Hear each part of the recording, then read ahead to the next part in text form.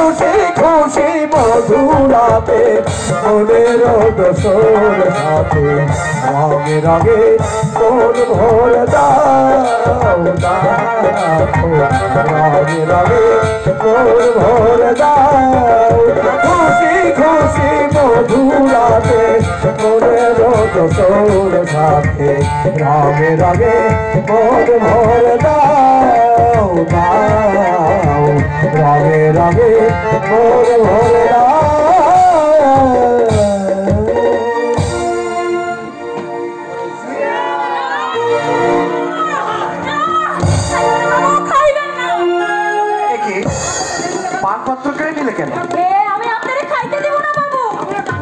এমন একটা খুশির অনুষ্ঠান তুমি বন্ধ করে দিতে চাও? এত বড় স্পর্ধা তোমার? এটা খুশির অনুষ্ঠান নয়, এটা খুনের অনুষ্ঠান। এতে কি বলছিস? মিথ্যা কইছিস না বাবা, আমি মিথ্যা কইছি না। এই পানির মধ্যে বিষ মিশাই। অসম্ভব, এই অসম্ভবে কিছুতেই হতে পারে না। কে দিয়েছে? কে দিয়েছে বিষ? বিষ দিয়েছে পরমের দরদি বাপ আপনি। শ্রীনাথের লগে যেদিন দাদা বাবুরে বিষ দিয়ে মারণের পরামর্শ করতেছিলেন, এইদিন আড়াল থাইকা আমি হক্কর কথাই শুনছি। আগে মিথ্যা কথা কইছে না। মিথ্যা কথা না? এই মিথ্যা কথা যদি দেখি যে এটি কত বড় সাধু। আমায় দাও, বিষাক্ত জীবন শেষ হয়ে যাক, আমায় দাও। নিজের ছেলেকে আমি বিষ খাইয়ে মারতে চাই, এমন একটা মিথ্যা অভিযোগ আনতে তোমার এতটুকু ভয় হলো না?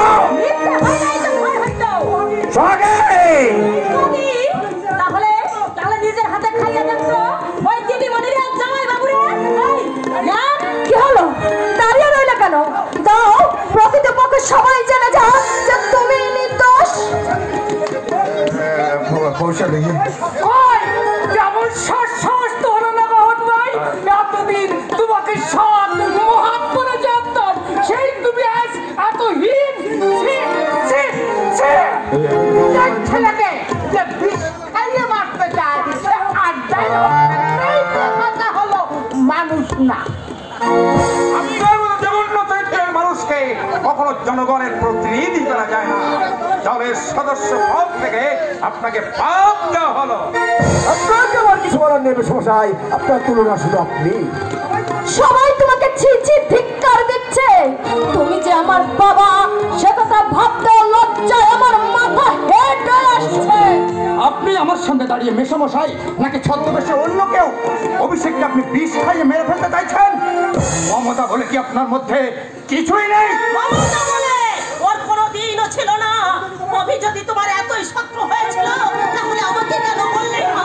ওর হাত ধরে আমি এই বাড়ি ছেড়ে চলে যেতাম। কেন কেন তুমি ওকে বিষ খাইয়ে মারতে চাইছো? বলো কেন?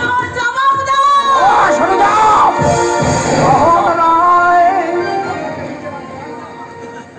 গহন রায় আমাকে বিষ খাইয়ে মারতে চায় না মা। তোমার আমার যখন 5 বছর বয়স, তখন ওই বিষ তুমি নিজের হাতে আমার মুখে তুলে দিয়েছিলে। আর সেই বিষ দিয়েছিলে এই মহাপুরুষটার জন্য। 3 জীবনের মুখের হাসি তুমি সারা জীবনের জন্য কেড়ে নিয়েছিলে। একদিন যাকে সমর্থন করেছিলে, আজ তার কাজ দেখে তুমি শিউরে উঠছো কেন? বরং তোমারই তো উচিত ছিল ওই বিষ নিজের হাতে আমার মুখে তুলে নেওয়া।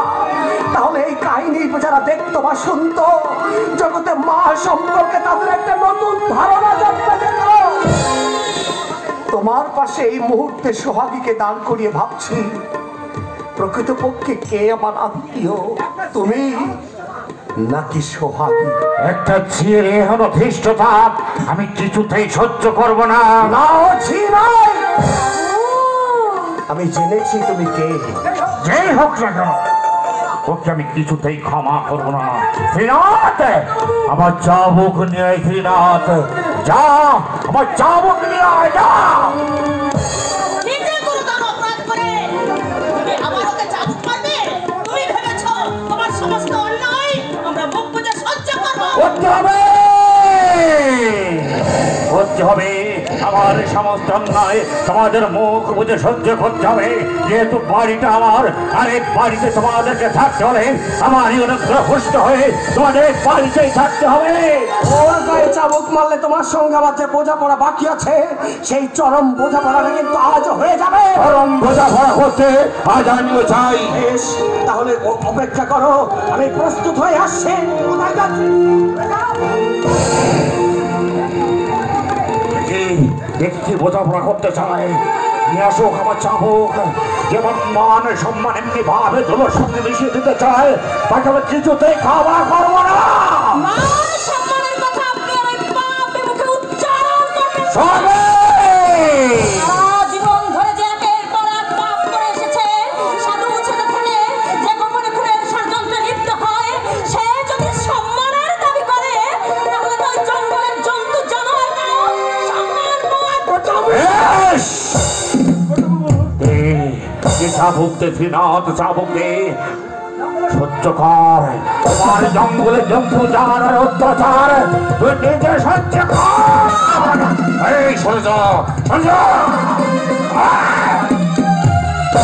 সে আমার ছেলের জীবন বাঁচিয়েছে, তার গায়ে আমি আঘাত করতে দেব না। আজ কারো কোনো কথা শুনবো না, কারো কোনো বাধা আমি মানবো না। সরে যাও, সরে যাও।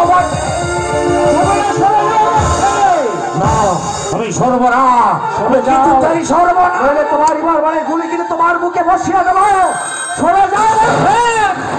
তাহলে এই নাও তোমার পাপের যোগ্য শাস্তি।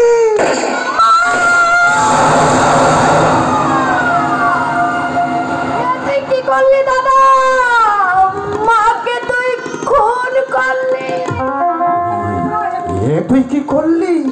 মুহূর্তের উত্তেজনায় তুমি কি চরম সর্বনাশ করলে। এক্ষুনি এক্ষুনি হয়তো পুলিশ আসবে, তোমাকে ধরে নিয়ে যাবে, বিচারে হয়তো তোমার ফাঁসি হবে। খুন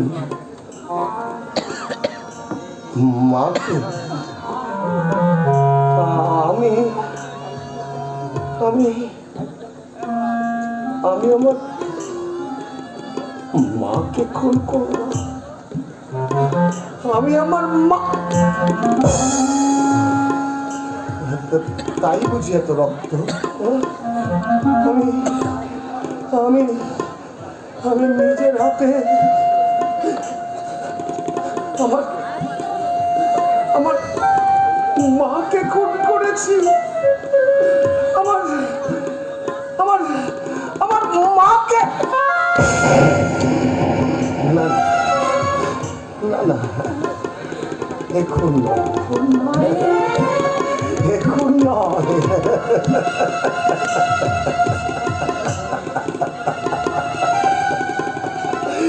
শাস্তি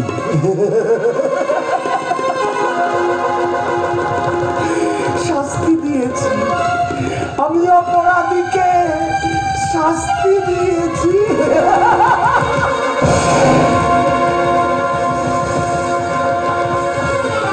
আমি নিজের হাতে অপরাধীকে শাস্তি দিয়েছি।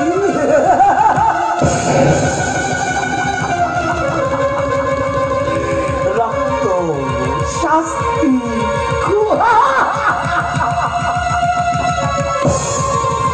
শাস্তি দিয়েছি, শাস্তি দিয়েছি।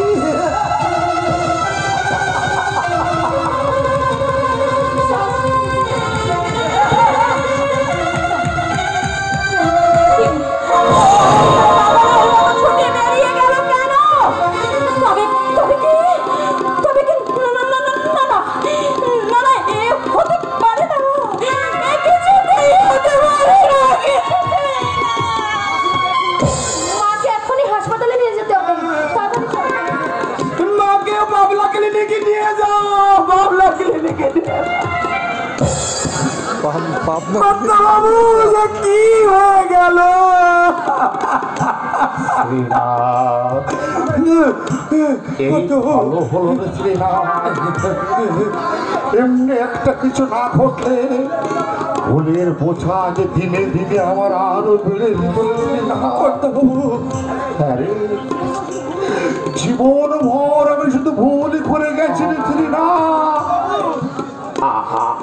নয় রে, এবার বুঝি প্রায়শ্চিত্তর পালা। কিভাবে প্রায়শ্চিত্ত করবেন কর্তা বাবু?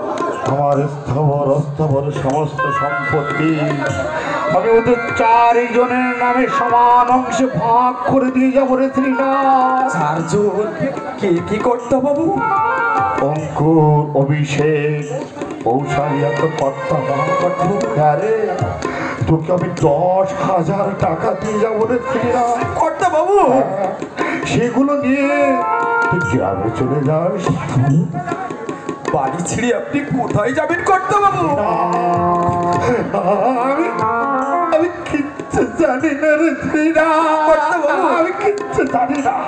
তবে হ্যাঁ, যেতে যে আমাকে হবেই রে শ্রীনাথ। এরপর এখানে আমি কি মুখ নিয়ে থাকবো বলতে পারিস? আপনি যাবেন না কর্তা বাবু? আবার সব ঠিক হয়ে যাবে কর্তা বাবু। না রে শ্রীনাথ, আমাকে যে যেতেই হবে। হ্যাঁ, আমার যাওয়ার কথা তুই কাউকে বলিস না রে শ্রীনাথ। কর্তা বাবু, আরে তোর কর্তা মা অঙ্কুর, অভিষেক, কৌশালীকে বলিস